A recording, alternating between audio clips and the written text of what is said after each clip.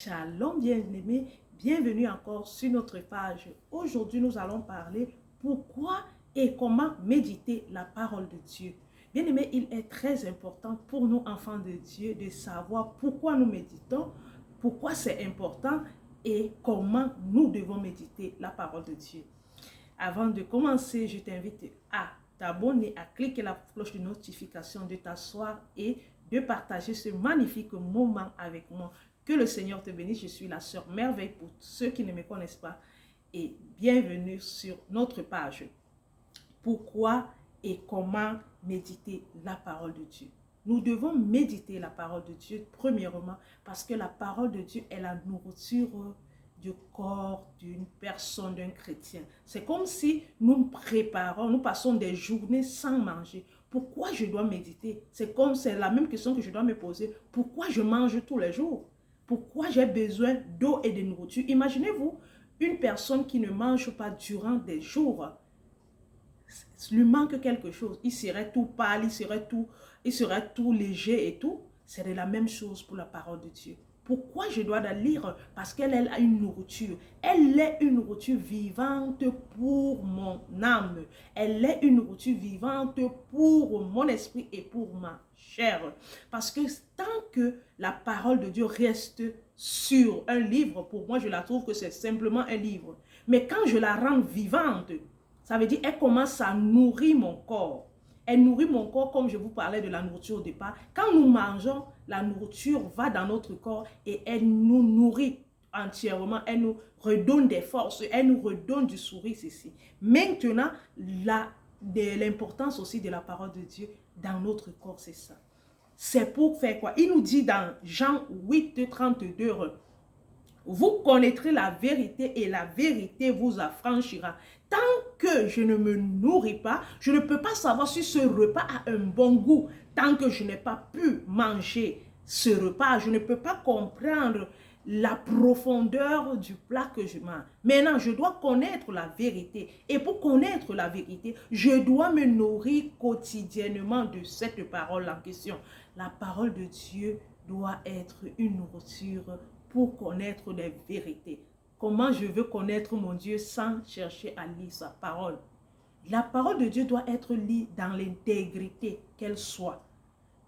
Toute l'intégrité de la parole de Dieu, bien aimé, elle doit être lue pour comprendre, pour connaître et savoir qui je sais, qui j'ai accepté. L'importance de savoir. Parce que dans la parole de Dieu, Dieu nous parle de beaucoup de choses. Et Dieu veut parler chacun particulièrement. Dieu peut parler chacun d'une manière et d'une autre. Il peut te parler à travers un verset. Il peut me reparler à travers ce verset, mais autrement. Ça veut dire, voilà donc pourquoi un enfant de Dieu doit méditer la parole de Dieu pour grandir, pour mûrir, pour avoir la maturité spirituelle. Parce que la maturité spirituelle, nous ne pouvons que l'avoir dans notre méditation quotidienne. Ça veut dire que pour être fort, le docteur te dit il faut manger et boire assez d'eau.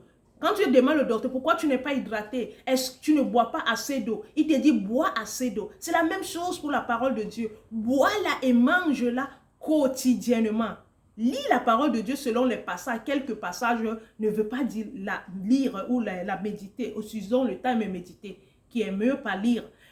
Méditer la parole de Dieu seulement par passage, il est impossible pour moi de comprendre les profondeurs de l'écriture de Dieu, de comprendre certains messages. Mais en la lisant dans l'intégralité, dans la quotidianité de ma vie ou de ma journée, au fur et à mesure, le Saint-Esprit m'aide à comprendre le manque de lecture de la parole de Dieu. Il dit quoi dans Josué 4, 6? Mon peuple est détruit parce qu'il lui manque de connaissance. Quand je ne lis pas la parole de Dieu, il me manque la connaissance. Et aujourd'hui, nous voyons que beaucoup de chrétiens sont aveuglés du manque de connaissance parce qu'ils ne méditent pas la parole de Dieu. Ils n'arrivent même plus à distinguer la vraie doctrine, le vrai envoyé de Dieu et non le mauvais envoyé. Et aujourd'hui, il y a beaucoup de doctrines, il y a beaucoup d'enseignements, il y a beaucoup de choses.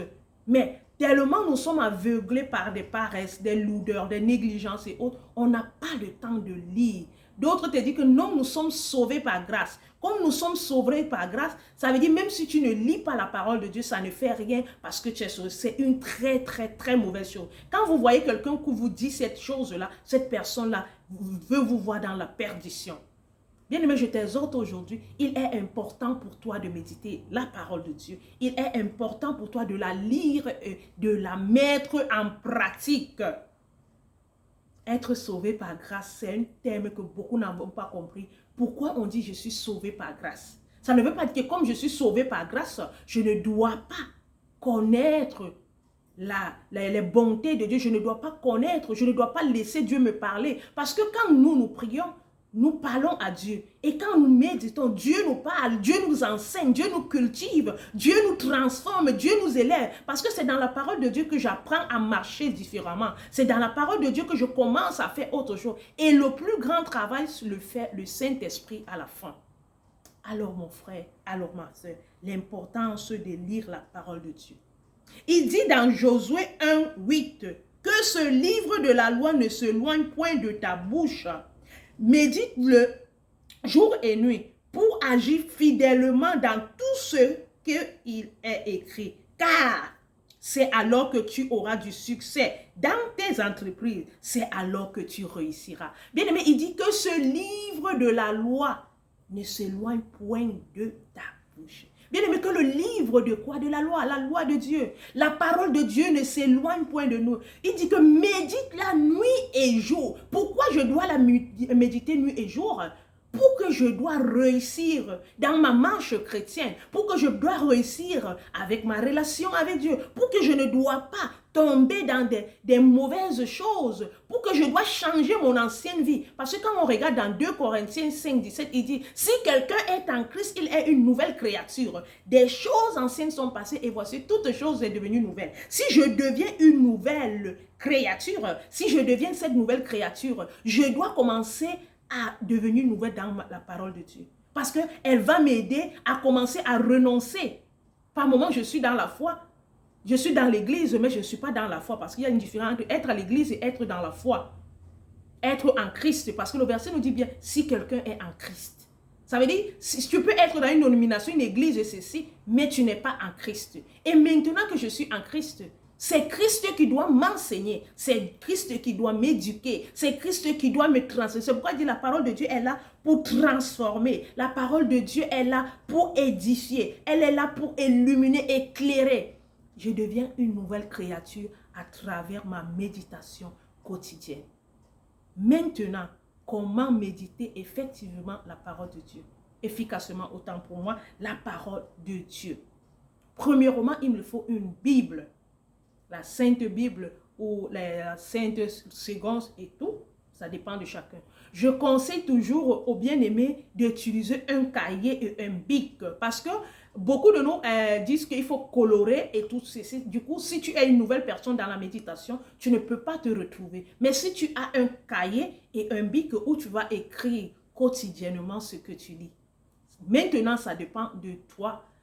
Le premier départ, pour celui qui n'a jamais ouvert la Bible, je conseillerais toujours de lire des épîtres, de commencer par Matthieu, le livre de Matthieu, et de lire, bien aimé, de lire progressivement comme calme. Répétez même les versets si possible. Maintenant, les versets qui t'interpellent, tu peux les noter à côté sur ton cahier. Tu peux te faire des références sur ton cahier. On continue pour lire la parole de Dieu. On va commencer par numéro 1. Invoquer Dieu avant d'ouvrir sa Bible. Bien aimé, ça c'est le premier point. Invoquer Dieu avant d'ouvrir sa Bible. Bien aimé, parce que quand nous décidons de commencer à méditer la parole de Dieu, il y a des esprits qui viennent nous décourager, qui viennent nous endormir, qui viennent nous distraire, qui viennent nous créer beaucoup de choses. Invoquons Dieu pour que Seigneur, parle-moi, Seigneur, aide-moi à comprendre. Bien aimé, parce que Dieu peut te faire comprendre la parole de Dieu. Il peut t'apprendre efficacement la parole de Dieu plus qu'un homme qui peut te l'apprendre. C'est pourquoi il est important, avant d'ouvrir sa Bible, de prier et de demander l'aide à Dieu. S'engager donc à méditer la parole sans invoquer Dieu est une très mauvaise chose. Parce que commencer à lire la parole de Dieu sans tu le lis, tu vas te limiter comme si tu lisais un roman. La parole de Dieu n'est pas un roman. Ce n'est pas un livre de récit ou de théâtre. Non.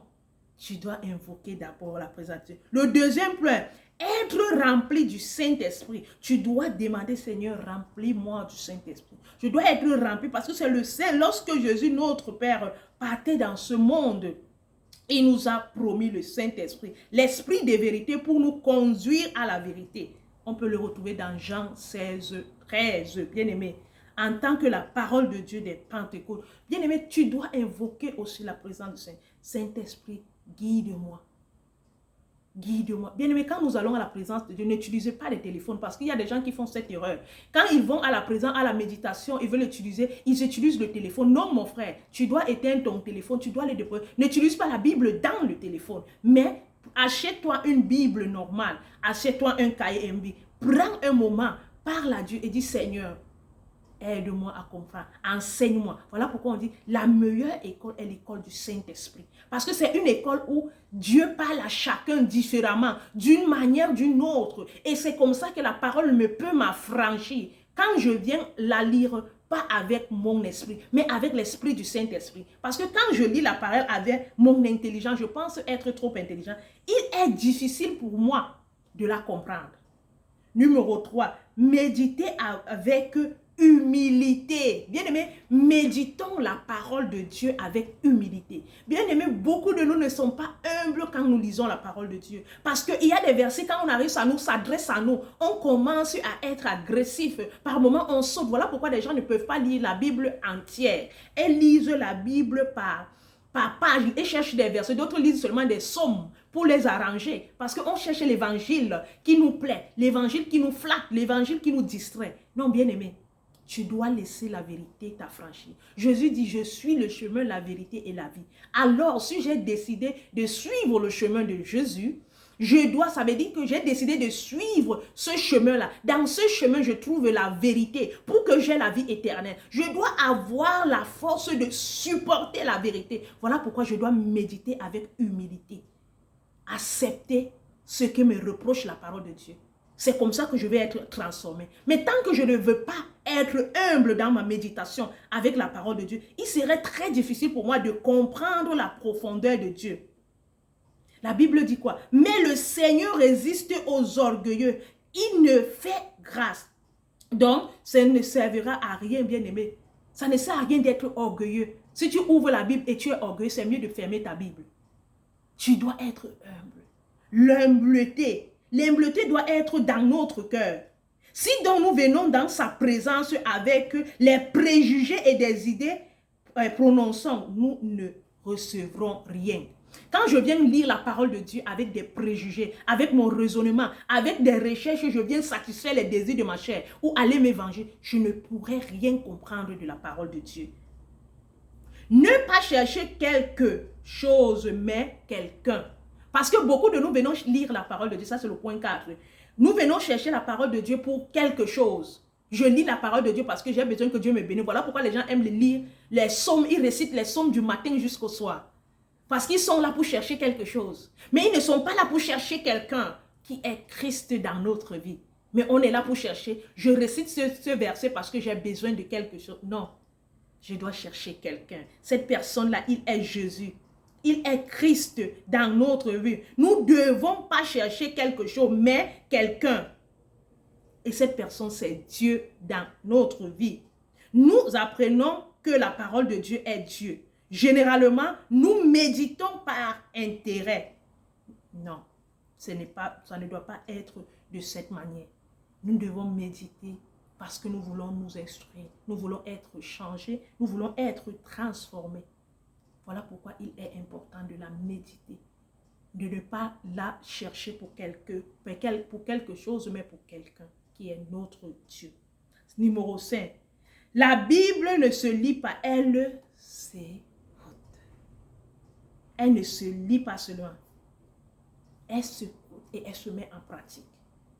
Bien-aimé, tu dois prendre la peine de l'écouter, de la lire. C'est pourquoi on a utilisé le mot méditer, mémoriser, qui vient dans le mot écouter.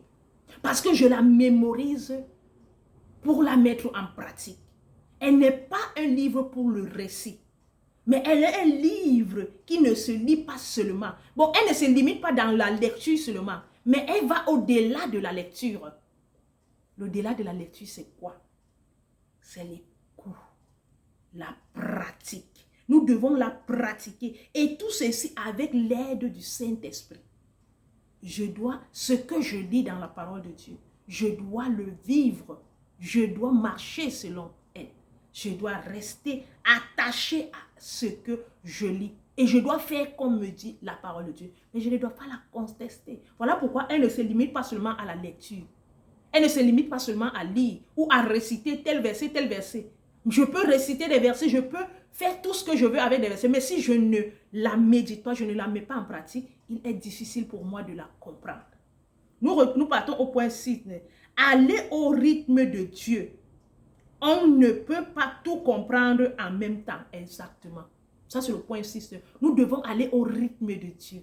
Parce qu'il y a des gens qui me disent, ma soeur, comment je dois souvent lire la Bible? Je peux lire 5-6 versets. Non. Bien aimé, il y a des moments que tu arrives en train de lire la Bible. Tu te retrouves, moi-même, il m'arrive certains moments. Je me retrouve seulement dans 2 versets. Je peux lire ces versets pendant toute une journée. Je lis à chaque fois que je viens méditer, je me relis ces versets.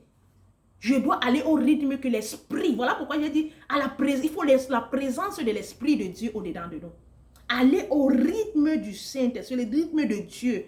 Parce que tu ne peux pas chercher pour comprendre. Voilà pourquoi quand tu lis la parole, arrête de dire pourquoi tel. Je vois ce sont les gens qui posent. Pourquoi Adam et Ève avaient ceci? Qui était la femme d'Adam et Ève? Qui avait fait ceci? Qui avait fait cela? Qui était la femme de Caïn?